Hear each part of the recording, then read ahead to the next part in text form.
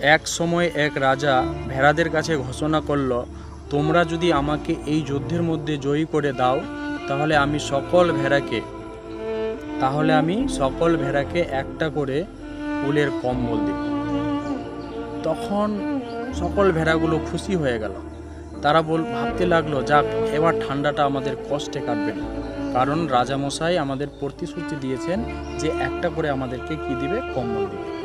তখন ইতিমধ্যে একটা বাচ্চা ভেড়ার মধ্যে বুদ্ধি আসলো, মা, রাজা যে আমাদের কম্বল দিবে, তো এই কম্বলগুলো কোথা থেকে পাবে?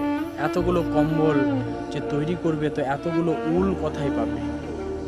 তখন ভেড়াটি বলল, না, এর মধ্যে কিছু একটা ঘোটালা রয়েছে।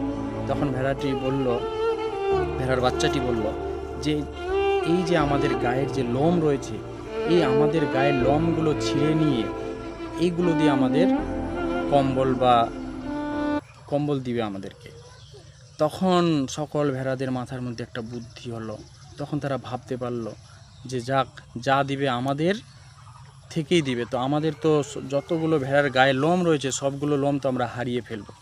তো এখান থেকে আমরা একটা জিনিস বুঝতে পারলাম, সরকার আমাদের যতই প্রতিশ্রুতি দিচ্ছে আমাদের এটা দিবে ওটা দিবে, সেটা আমাদের থেকেই কেটে দিচ্ছে, আমাদের টাকা আমাদেরকেই দিচ্ছে। সে বিভিন্ন রকমের কাটমানি থেকে হোক বা ট্যাক্স থেকে হোক, বিভিন্ন রকমের জিএসটি থেকে হোক, সব কিছু থেকেই আমাদেরকেই দিচ্ছে, আমাদের টাকা আমাদেরকেই দিচ্ছে।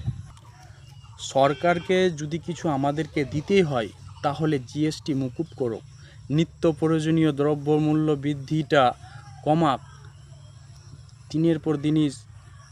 দিনের পর দিন প্রত্যেকটা জিনিস আকাশ ছোঁয়া দাম বাড়ছে, সেই দামটা কমাক। তাহলে আমরা বলবো যে আমাদেরকে দিচ্ছে কিছু একটা।